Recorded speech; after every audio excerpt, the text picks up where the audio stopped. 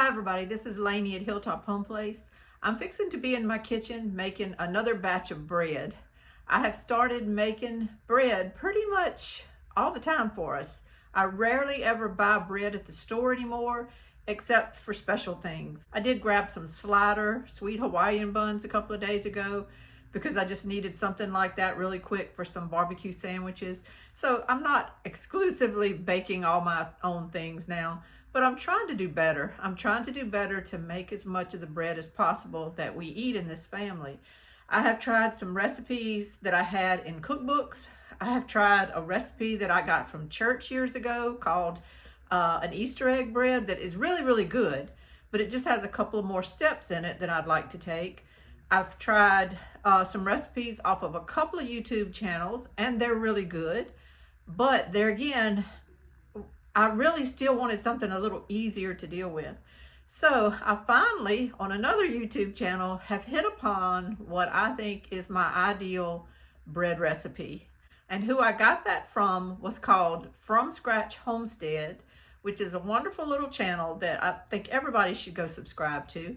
I've just enjoyed it because they just really give a lot of good tips on growing food, on how they manage their budgets, on insurance, just all kind of things. They have a lot of practical advice on there. They're homeschooling, so there's that. And I like to learn about things like that because you never know, with my grandkids and stuff, I might end up having to help with some type of homeschooling. So I'm always trying to just keep my mind open. So on their channel one day, she was cooking a lot of different things, but she mentioned that her bread recipe was in her description. So I went and I copied it. You know, I typed it out on my computer and printed me a big copy of it. And I have it taped to the inside of my pantry door now. I just printed it at that point and started making it. But when I realized how good it was and how reliable it was, I'm like, I have to start this is it. This is my recipe. And it's just called Easy and Delicious. I think they called it Easy and Delicious Buns because she was actually making hamburger buns with it on the show that she was showing it on. However, it is versatile. It is versatile. I made it that time to make buns with, and I actually still have some in my freezer because it makes about 16 buns. But you could also cut it up into smaller portions and make dinner rolls out of it. I've done that before, and I think it made like 44 dinner rolls when I cut them. And then I also, what I like to do is, my sister gave me this Pampered Chef pan that has 4 bread slots in it.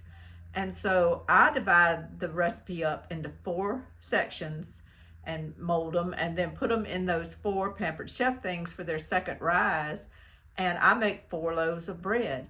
And what I do is I just wrap them all in tin foil, but 3 of them I go ahead and put in my freezer. And then 1 of them we use to work off of that week, to eat off of. As I knead bread, I just grab one out of the freezer. And when it thaws, it just tastes fresh baked. It's wonderful. So it's their recipe. All credit goes to them for that.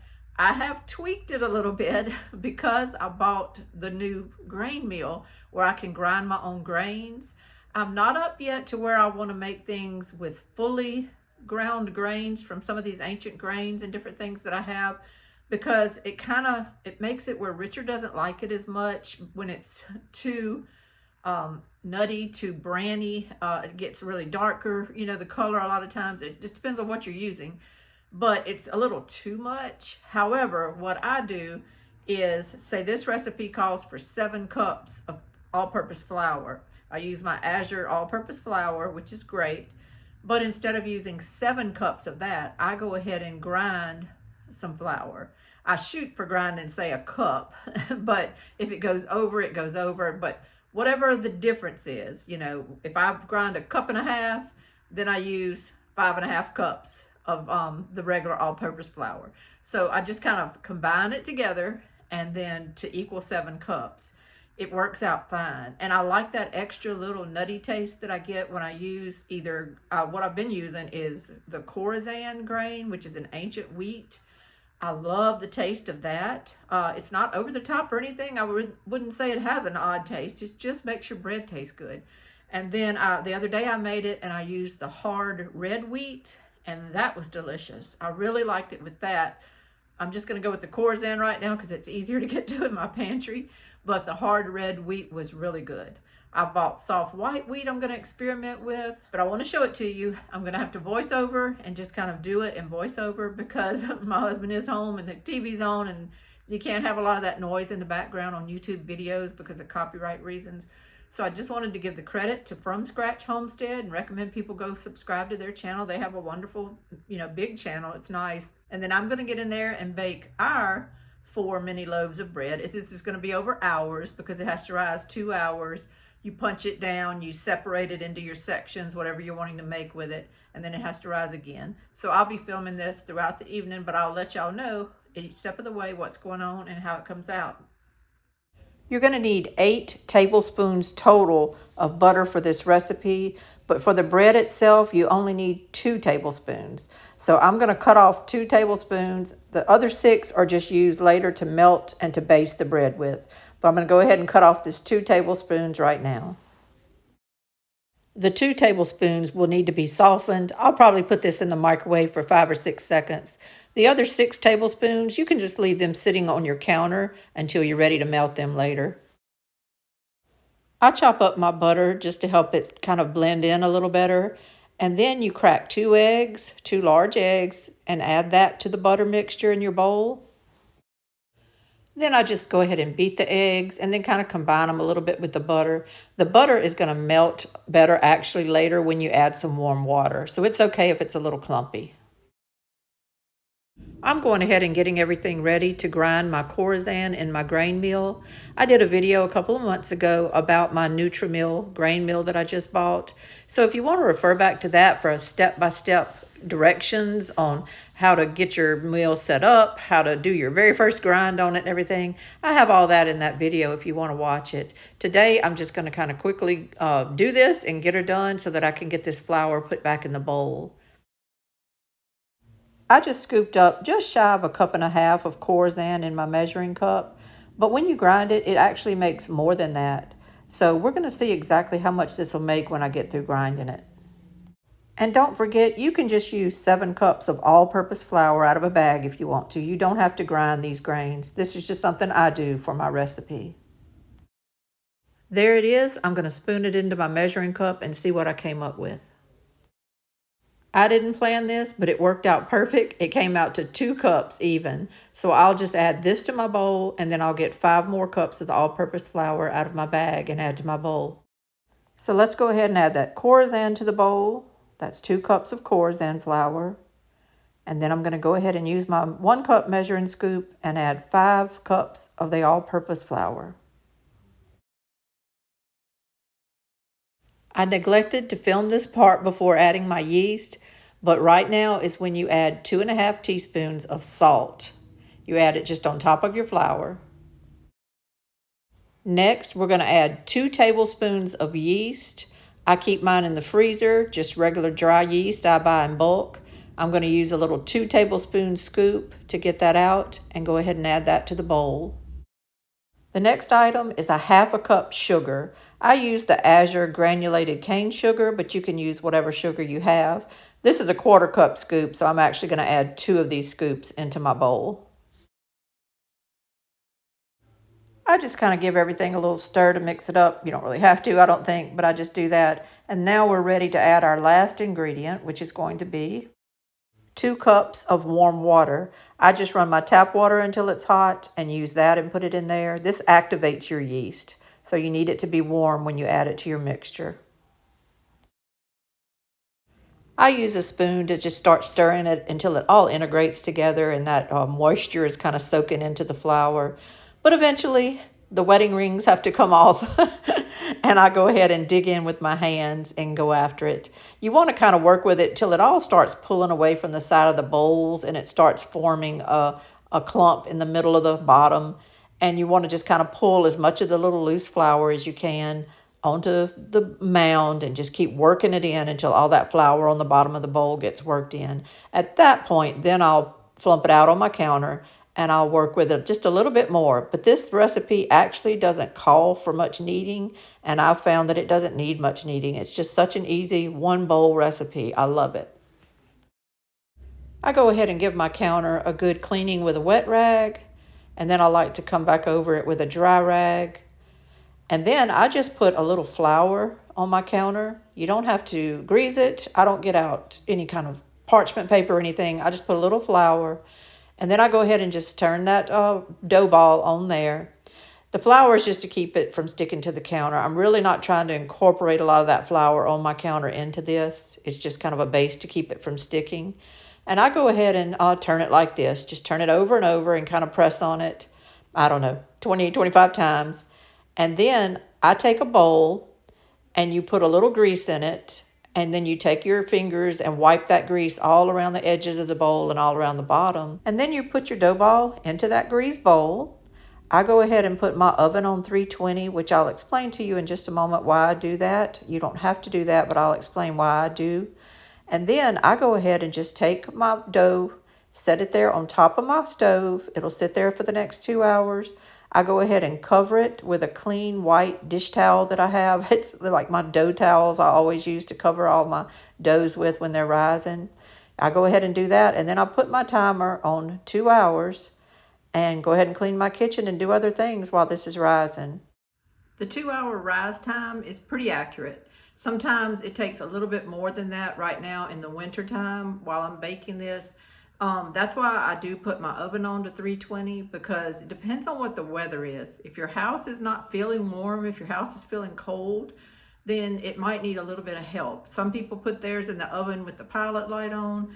I just turn my oven on like 320 and set it on top of my oven. We're having a cold snap right now. Last night it got down to 23. The high today was only like 41 or something. It's going back down again tonight into the 20s, and then we'll be kind of out of it after that. But right now, while I'm baking this, it's cold. So my bread in 2 hours is going to be risen, but I want it to really rise. You want it to double in size. At this point, this first rise, you want it to double in size. So if it needs 2.5 hours, I do that. You just kind of watch it. It's a big little mound you're putting in there. So just kind of visualize what it would look like, double that size. Don't just accept a little rise. Give it a little more time if it needs a little rise, but keep an eye on it after that. You can run into trouble for letting it rise too long, but that's okay. You're gonna be okay. Set it for 2 hours and then watch it after that. I give it up to 2.5 hours or so, and usually that's all I ever need with this bread. The recipe is so easy. One bowl, put it there, let it rise, and it'll be okay. We'll look at it in a little while at 2 hours, and then we'll see what we need to do from there. Okay, the timer went off, and after the 2 hour rise, it looks really good. I'm going to take it over here to my bar so that we can work with it. The first thing I like to do is just put a little bit of Crisco on my counter. This just keeps my dough from sticking to my counter whenever I take it out of the bowl. You just use a little bit of it, no big deal with that. Then I spray my container with Pam. Whatever container you're using to bake this bread, you want to make sure that the dough doesn't stick. So you either need to grease it or spray it with Pam to make sure it doesn't stick to it. And then just take the dough out. Look how fluffy it is. All I do at this point is just work it just a little bit. You're supposed to punch it down. I just flop it over a few times. And then I'm going to get my utensil to cut the bread with. You can use a knife. I like to just use one of these dough cutting blades. I think I just got this at the dollar store. I'm going to cut mine into 4 equal portions. This would be the point where you would cut it into whatever portions you're going to be using to bake with this. Buns, rolls, or whatever. I just go ahead and form mine in shapes to fit the container, to fit in the little holes there. And I'm going to go ahead and finish doing that. And then we're going to get ready to take it over there for its second rise. I still have my oven on 320. I'm going to go ahead and put this on my oven again, and then I'm just going to cover it with the same clean cloth that I used for the first rise. And then we're going to set the timer for an hour and let this go ahead and rise for an hour, and then we'll be ready to bake it. You can tell at the end of this hour that they have definitely risen. You can see it under that cloth. I love it. Go ahead and take the cloth off, and look how good they came out. This is what you want to see. This is just perfectly risen dough here. It's what you want to see. We're going to up the temp on the oven to 375 to bake the bread. And remember that 6 tablespoons of butter we set aside earlier? Well, now it's the time to melt that, and we want to put it on top of the unbaked loaves of bread. We're going to put half of the butter on here now, And we'll put the other half on after the bread loaves are fully baked. Putting it on there after they're fully baked just gives it a beautiful color. It soaks into the crust and it just makes it taste delicious. So we're going to put half on now and half on after they bake. Okay, we're going to go ahead and put this pan in that 375-degree oven, and we'll talk about the baking times in just a second. The baking times are just going to depend on what you're baking. For her recipe that was easy and delicious buns, it was 15 to 18 minutes, which is fine for the buns because they're smaller. I find that when I do this 4 loaves of bread in my Pampered Chef pan, I need to go about 23 minutes or so. I usually turn it on the 18 and I add about 5 minutes later. Just depend. I want to look at it after 18 minutes, and then I usually end up putting it on another 5 minutes. So say 23 minutes for bread. You could split this into 2 loaves of bread and do them in a little bit bigger pans if you want to. You might need 25 minutes. You just need to kind of eyeball it at that point and make sure that your crust is starting to get kind of crunchy and firm. And you want to get that inside baked, so don't take it out too soon. But for the buns, 15 to 18 minutes. For 4 loaves of bread, I go 23. And then if you're going to make 2 larger loaves of bread, maybe a few more minutes after that. And here they are, the fully baked loaves. I baked them exactly 23 minutes. I think they're perfect. My kitchen smells wonderful. I'm going to go ahead and apply this last of the butter on there. I just keep applying it until I've used all the butter. I just let it all soak in as much as I can. It comes out really, really good. I hope y'all have enjoyed this. I hope you try this recipe. I'm so glad that I saw it on the From Scratch Homestead channel because it was the kind of recipe I was really looking for. Everything in one bowl, no heating milk and melting butter and things like that on the oven and then bringing them over to a bowl to get your yeast activated. Everything is just done in that one bowl, and that's what I loved about it. It makes plenty to where I'm just doing like 1 baking and I have these 4 loaves, or if you do 2 big loaves, or if you do the buns, you have 16 buns. It's not a small recipe. It's kind of a big recipe, but that's okay because you can utilize that freezer to hold things until you need them later, and they're already done. Anyway, everything about this recipe was perfect for what I was looking for. I really, really enjoyed it. I encourage you to go, as I said before, subscribe to their channel and check out all they have to offer. This is Lainey at Hilltop Home Place. Thank y'all once again for joining me. Just trying to give y'all the recipes that I find that work for me, and simple, good food. Thank y'all so much, and y'all have a wonderful, wonderful day. Bye-bye.